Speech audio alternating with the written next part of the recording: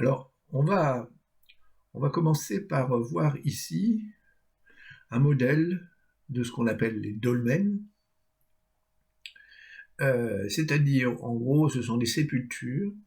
Alors, elles sont faites de la manière suivante. Là, j'ai fait le plan au sol.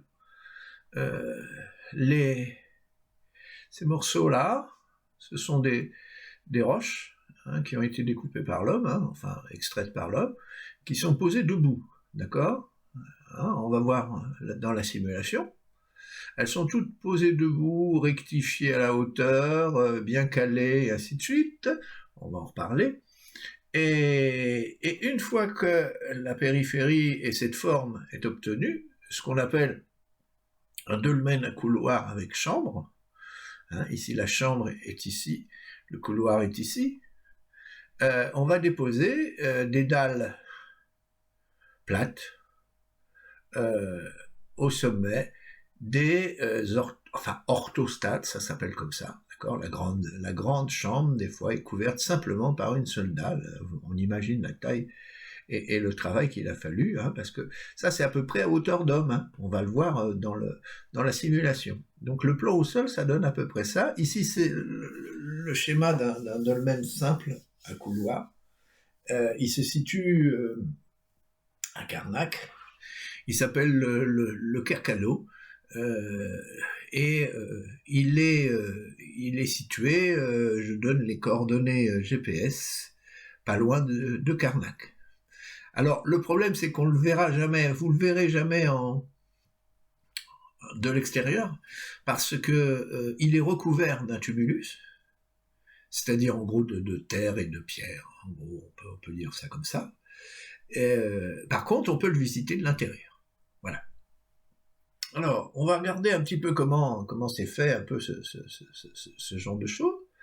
Alors pour ça, on va faire jouer disons un peu la simulation.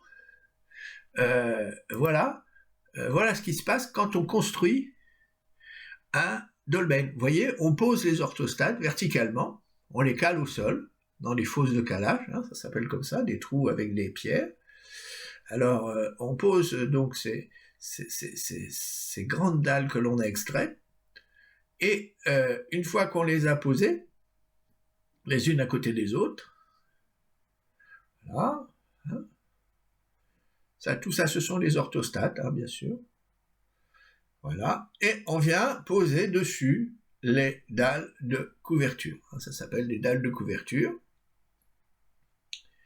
Et parfois aussi, ce que l'on fait, dans les petits interstices, on va mettre de la pierraille. D'accord ? Donc je fais rejouer un peu la simulation pour que vous voyez. Positionnement des orthostates dans des trous avec blocage, quoi. C'est ce qu'on appelle les...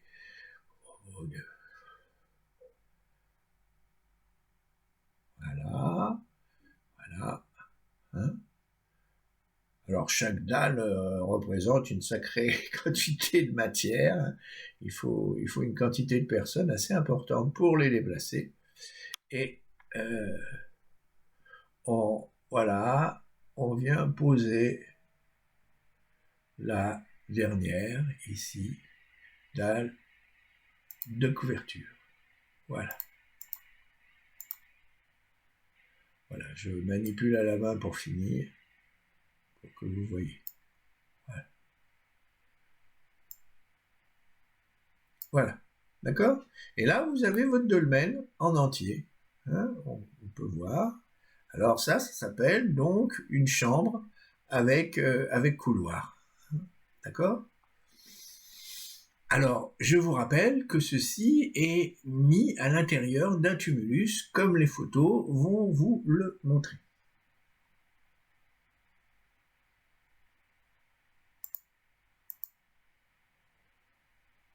Alors, voilà le Kercado, l'entrée du Kercado. Alors, vous voyez qu'il y a bien effectivement un tumulus dessus. Enfin, un tumulus avec des pierres, quand même. Bon, là, il a été un peu arrangé par les fouilleurs. Ça, c'est l'entrée. Et ici, devant, vous avez ce qu'on appelle le menhir, enfin, un des menhirs qui l'entoure. Moi, je dirais que c'est peut-être le menhir d'Annonce, celui-là, c'est-à-dire celui qui annonce l'entrée du... Mais il y a tout un cercle de menhirs, hein, on appelle ça un cromlech, qui entoure le Carcado, le tumulus du Carcado. Et alors, toute la structure dont je vous ai parlé, le couloir, entre là. Et si vous regardez bien ici, vous avez ce qu'on appelle un menhir de sommet. On dit un menhir sommital, mais enfin bon, bref. Voilà. Tout ça, c'est la structure. Donc vous voyez, on ne voit pas la structure intérieure, mais vous pouvez le visiter de l'intérieur.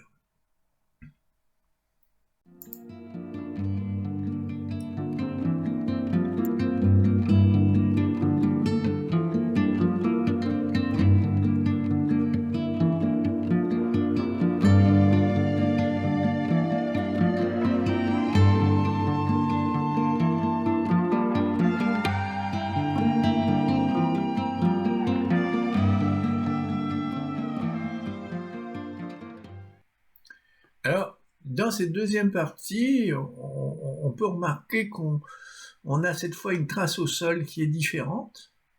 Vous avez toujours le couloir, ça rien n'a changé. D'accord ? Mais à l'arrière, la grande chambre, si j'ose dire, a été séparée en sous-chambres, en chambres plus petites. Alors ça, c'est un des aménagements que l'on voit apparaître à partir des chambres avec un seul couloir. Là, c'est le schéma au sol d'un dolmen qui se situe à Erdeven, pas très loin de Karnak, dont je donne les coordonnées GPS, que vous pouvez aller voir. Il s'appelle le Manécro. Il est pas très loin d'un petit village qui s'appelle Crucugno. Alors, vous voyez la différence. D'abord, bon, la taille est un petit peu plus importante. Là, vous pourrez le voir de l'extérieur, c'est-à-dire que le tumulus a été complètement érodé, si j'ose dire. Il a disparu, quoi. Et donc on peut voir la structure de l'extérieur, à la différence du Carcado où on voit que l'intérieur. Hein.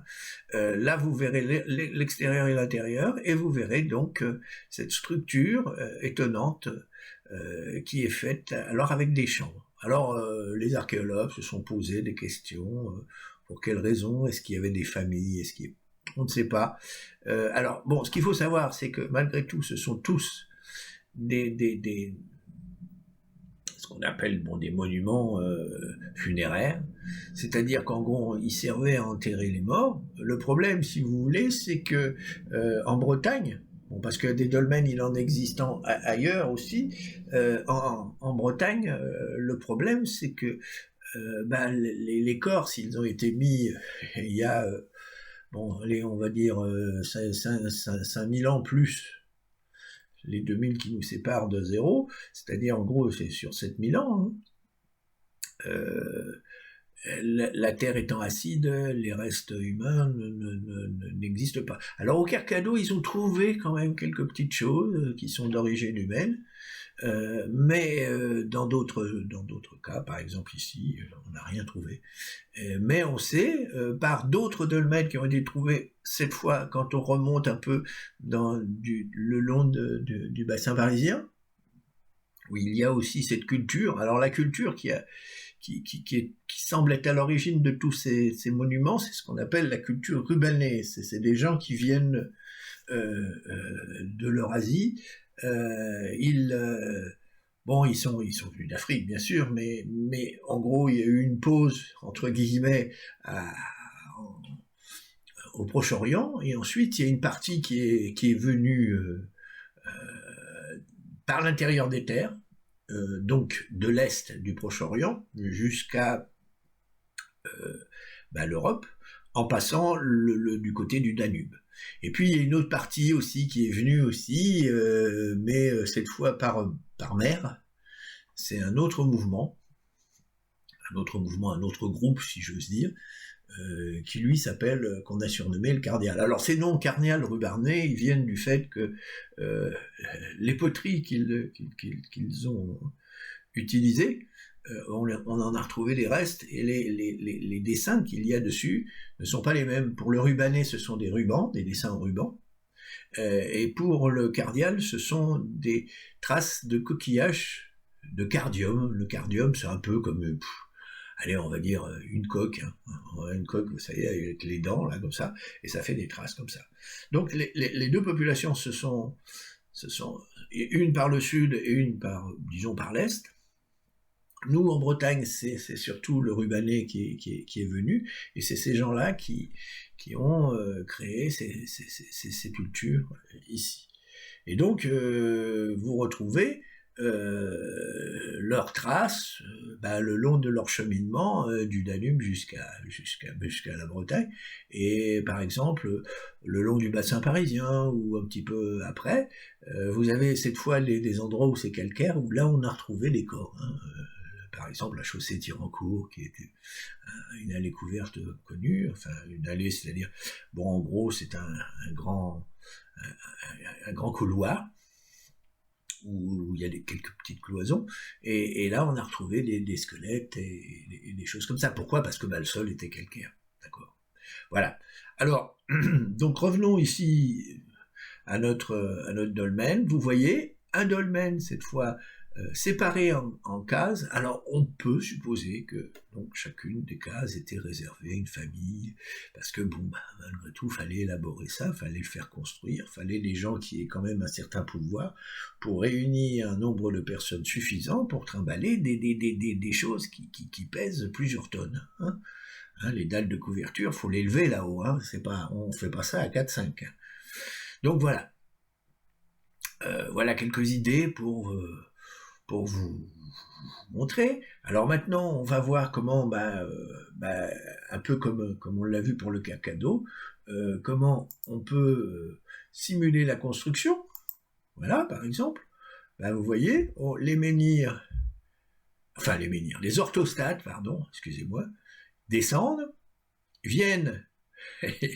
En réalité, ils sont transportés et ils sont plantés à différents endroits. Et ensuite, lorsque la totalité des orthostates est placée, on va placer, alors là j'ai placé simplement les dalles qui restent, que l'on peut voir, hein. Si vous allez à Erdevenne, aux coordonnées GPS que j'ai précisées, vous verrez, comme le montrent les photographies après, vous verrez exactement, enfin quelque chose qui ressemble de très près à cette reconstitution. Voilà, les grosses dalles de couverture, vous voyez, qui sont restées sur le côté. Voilà. Il y en a certaines, qui ont un petit peu disparu, on ne sait pas trop comment c'était fait au milieu. Alors là, pareil, le tumulus qui était autour a disparu, mais il faut savoir qu'il était sous tumulus, hein, d'accord? Donc souvenez-vous bien, un couloir avec une chambre, soit donc avec des petites sous-chambres, enfin des pièces, quoi. Et on verra qu'il y a d'autres possibilités pour construire des dolmens. Ça, c'est encore une autre manière de voir les choses, d'accord?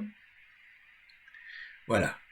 Là, il va finir de se construire tout doucement, hein, pour qu'on ait un petit peu plus le temps de voir. Voilà. Voilà. Là. Voilà, on voit à peu près, hein. Donc on va aller voir sur les photos. Vous allez voir, ça ressemble un petit peu à ce que j'ai dessiné. Mais c'était pour vous montrer comment ça avait été un petit peu construit.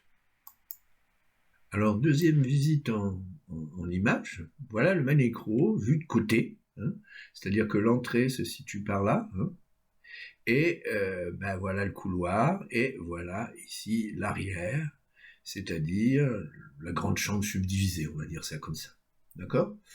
Alors, si on continue, voilà, là on est à l'entrée, donc vous pouvez imaginer, hein, l'entrée, vous voyez au fond de chaque côté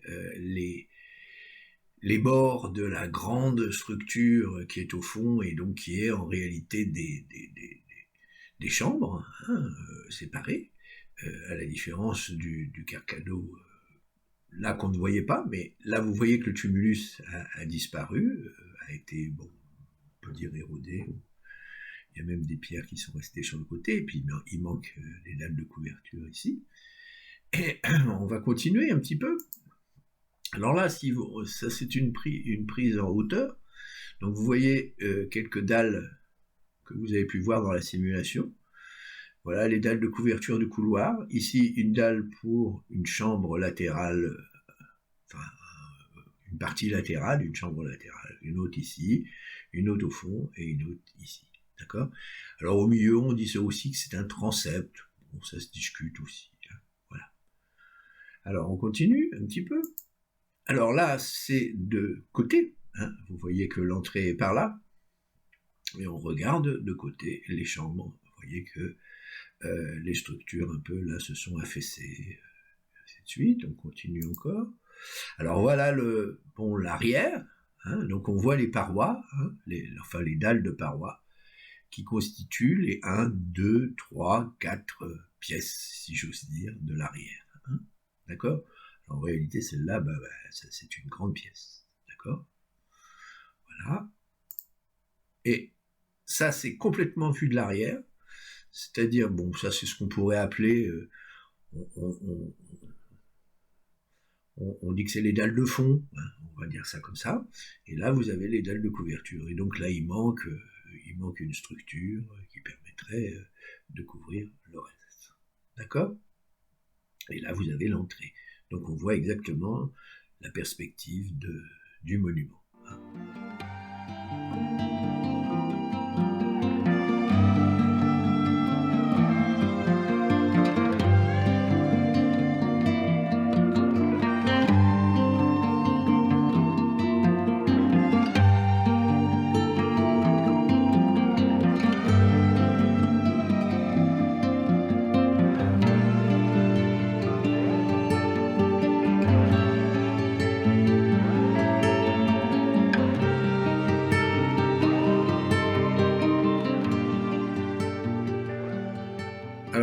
Je vais vous proposer un petit peu les formes géométriques que peuvent avoir les différentes sépultures néolithiques style dolmen que j'ai pu rencontrer, soit en visite, soit à l'intérieur des lectures, et qui se trouvent en gros dans la région de la Bretagne, mais aussi dans le reste de la France. Alors, la première, la plus classique, c'est ce qu'on appelle la chambre à couloir. D'accord ? Bon, alors, ce qu'il faut toujours essayer de détecter dans un dolmen, c'est l'accès, hein, c'est-à-dire ici la chambre, le couloir, et la chambre, hein, parce que ce sont des sépultures. Donc, on accédait par un couloir qui est parfois obturé par la suite, hein, lorsqu'il a cessé d'être utilisé, et ici, la zone sépulcrale, en général, où on déposait les corps, soit le long du bord, soit à différents endroits. Alors, bien entendu, ne sont pas figurées les dalles de couverture, c'est simplement pour vous montrer les formes. Donc, ça, c'est la figure de référence. Bon, il y a les coffres avant, qui sont simplement une chambre, une petite chambre, mais j'en ai pas parlé ici, je parle de dolmen ici. Bon. Alors, on va continuer un petit peu. Alors, vous voyez la première déformation, et on va arriver à ce qu'on appelle la forme en transept. Alors, on appelle ça transept un peu parce qu'en fonction d'une église, hein, vous voyez que ça fait ici comme une église, avec une chambre de fond, mais il y a apparition de 2 chambres latérales. D'accord ? Mais vous gardez la grande salle du fond, hein, avec les dalles du fond qui... qu'on appelle les dalles de chevet, hein, si vous voulez, et en général qui représentaient les endroits où on séparait. Là, on commence peut-être à séparer les différentes sépultures. Alors on continue avec la déformation. Alors la déformation, vous voyez apparaître beaucoup plus de chambres latérales. Ça, c'est vraiment ce qu'on appelle les dolmens à chambre latérale. Et on continue un petit peu plus loin et on va faire apparaître ce qu'on appelle les dalles septales. Alors, qu'est-ce que c'est une dalle septale ? C'est une grande chambre, hein, en gros, c'est comme on a le couloir et puis la grande chambre, mais ici à l'intérieur, les espaces sont séparés par des dalles perpendiculaires aux parois, ou éventuellement encore comme ceci. Hein, c'est-à-dire que septal, ça vient des parois du cœur, un peu comme un cœur à l'intérieur. Voilà. Donc ça, c'est encore une forme qui existe. On continue. Alors, ici, j'ai arrêté un peu trop tôt, vous avez ce qu'on appelle le couloir réduit, c'est-à-dire on garde une grande salle à l'intérieur avec éventuellement 2 dalles septales, ou vous voyez que ça fait deux parties, hein, toujours cet accès avec les chambres derrière, et ici par contre le couloir est très très très réduit avec ce qu'on peut appeler un trilithe, c'est-à-dire 3 dalles qui sont mis en entrée. On continue.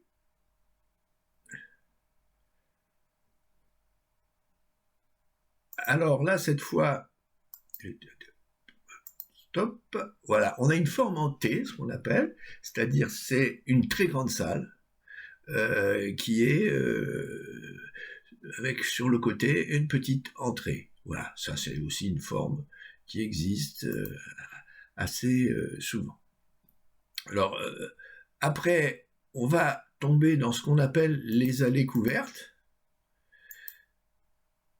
Alors, ici, vous avez une allée couverte coudée. Alors, vous me direz, là, il n'y a plus de séparation entre l'entrée et la sortie. L'entrée et la chambre. Mais si, parce qu'en réalité, le fait qu'elle soit coudée, bon, là, j'ai fait de la géométrie à l'état pur, il y a un resserrement un petit peu comme ça, qui permet de séparer la zone de sépulture de la zone d'accès. D'accord ? Voilà, c'est un petit peu l'idée qui est proposée dans ces sépultures-là. Alors là, vous avez l'allée à entrée latérale, c'est-à-dire, c'est ce qu'on appelle une allée couverte, c'est-à-dire c'est quelque chose qui est en longueur, avec des dalles septales un peu, hein, comme ça, qui séparent des espaces. Donc ça, c'est la zone sépulcrale, on peut supposer, et puis l'entrée qui est très courte, mais qui est latérale, d'accord ?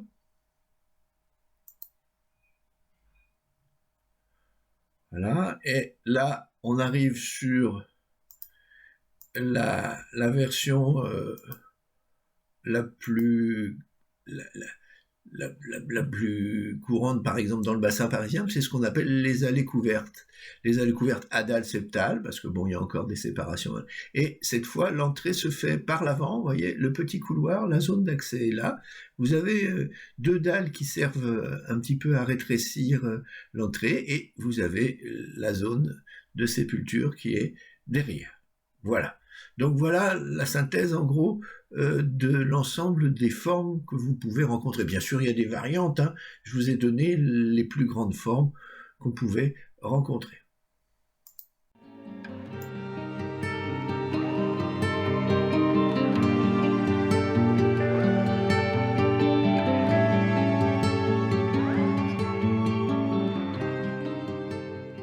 Alors, voici quelques images sur les hypothèses qu'on peut faire lorsque les hommes du néolithique avaient décidé d'élever des pierres verticalement, c'est-à-dire que ce soit des orthostates ou des menhirs. C'est-à-dire les orthostates, c'est pour les murs, entre guillemets, des dolmens, ou les menhirs, c'est-à-dire les fameuses pierres debout.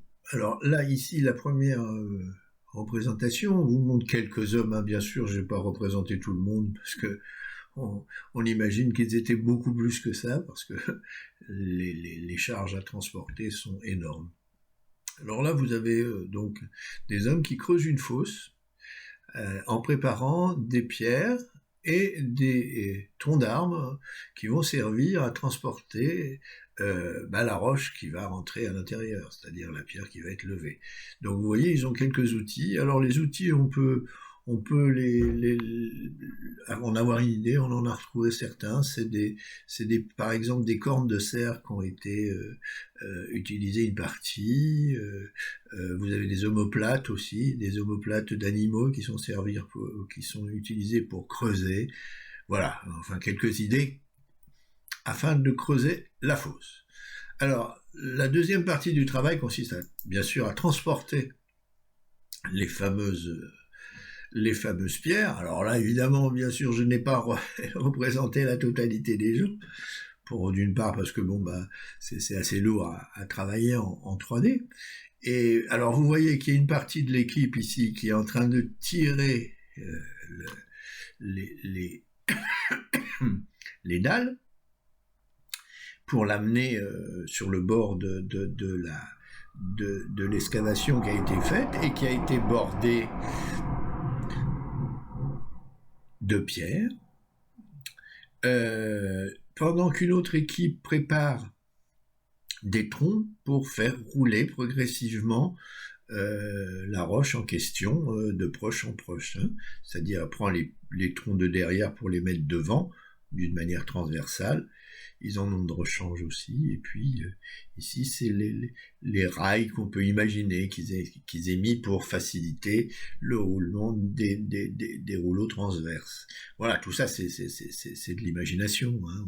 On n'a jamais pu constater, d'une part parce que le bois se conserve pas, et puis d'autre part parce que par contre on a vu d'autres sociétés dites archaïques, contemporaines du 19e siècle, où les gens transportaient des roches comme ceci. Alors on peut se poser la question pourquoi les cordes, et est-ce qu'ils avaient des cordes?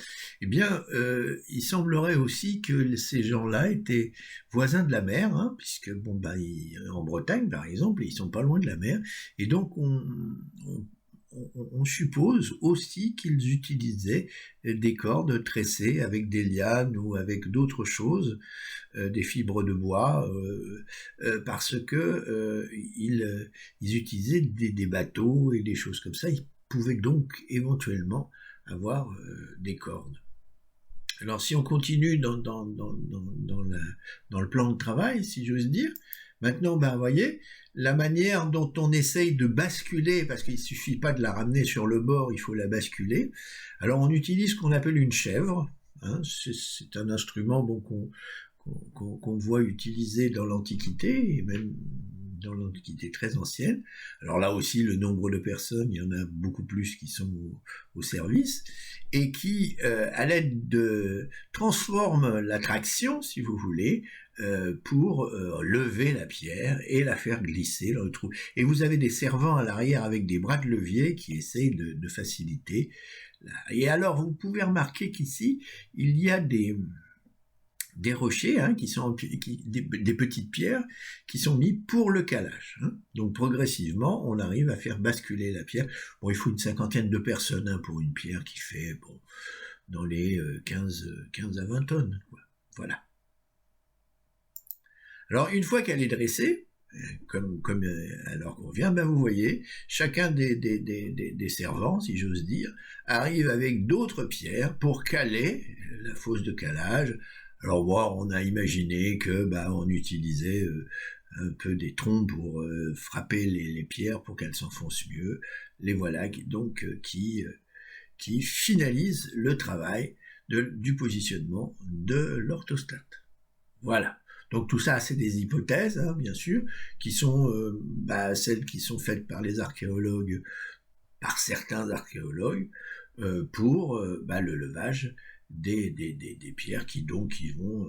alors ça commence à une quinzaine de tonnes et puis ça se finit à 120 tonnes. Hein. Le grand menhir de Locmariaquer qui a été tombé faisait 150 tonnes, si mes souvenirs sont exacts.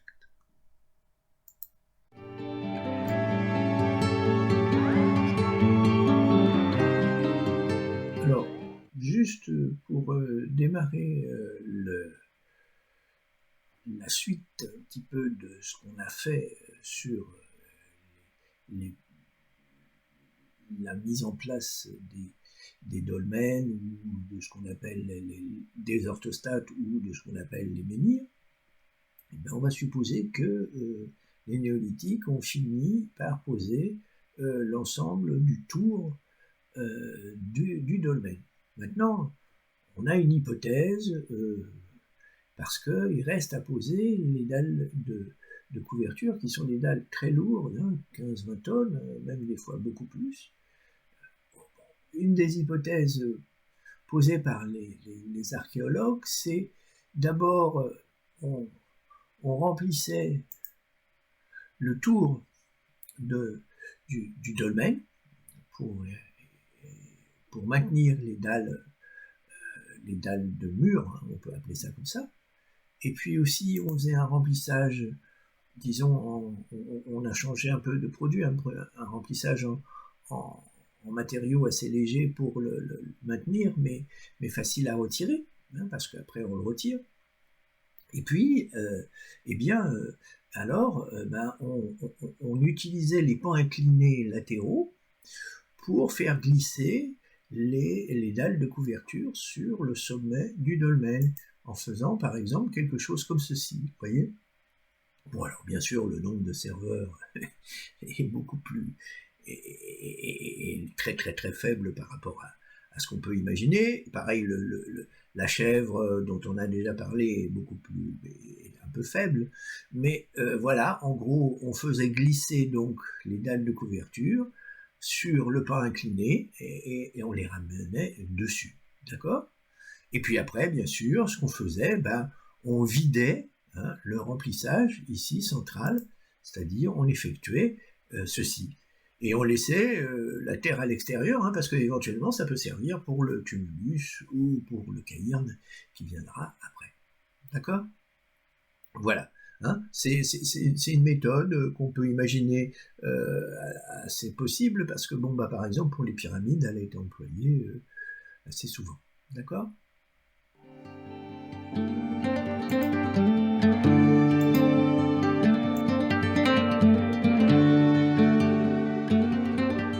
Alors, pour continuer dans la construction du monument funéraire, alors, une fois que les néolithiques avaient construit la structure de base qui est le dolmen, hein, ici on a un petit dolmen, eh bien il y avait plusieurs moyens de continuer le monument. Un des moyens consistait à rajouter de la terre et des pierrailles autour, hein, que j'ai symbolisé par cette espèce de cône qu'on vient poser dessus. Et puis l'autre moyen, hein, parce que ça pouvait se faire les deux, hein, par exemple au Carcado, il y a les deux, il y a la terre et en même temps la pierre, vous voyez, hein? Alors généralement quand il n'y a que de la pierre, c'est ce qu'on appelle un cairn, c'est-à-dire cette structure-là, c'est un cairn. La structure uniquement en terre, c'est un tumulus. Hein. Tumulus, ça vient de la terre, c'est d'origine latine. Voilà. D'accord? Donc, deux notions. Hein. Déjà, on pose de la terre par-dessus. Hein, et ensuite, deuxième idée, on rajoute de la pierre, hein, ou uniquement de la pierre. Et à ce moment-là, on a ce qu'on appelle un cairn. Il existe, par exemple, en Bretagne, à côté d'où je suis, il y a un cairn à Arzon qui est très connu, qui est bâti uniquement en pierre.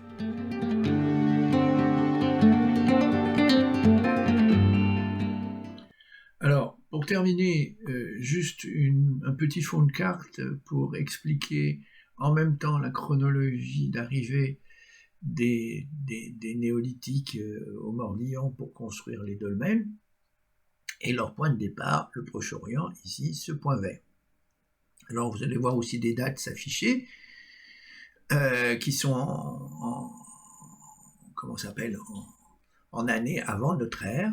Donc ici, vous voyez, par exemple, ils partent en 6100, 6600. Alors vous voyez ici déjà, si je fais un arrêt, vous voyez qu'il y en a une partie qui est passée par la mer et qui a été en Crète, une autre qui s'en va dans la direction de la Grèce et une troisième qui se dirige directement vers l'Europe. Voilà.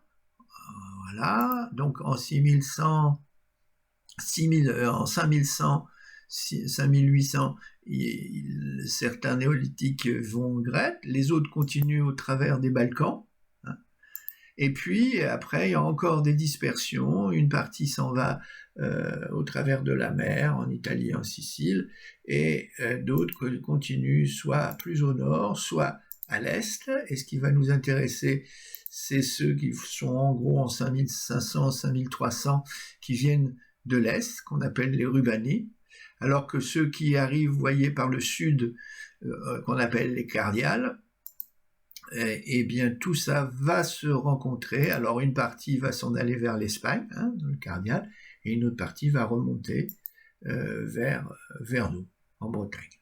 Voilà. En gros, voilà le cheminement des gens du néolithique.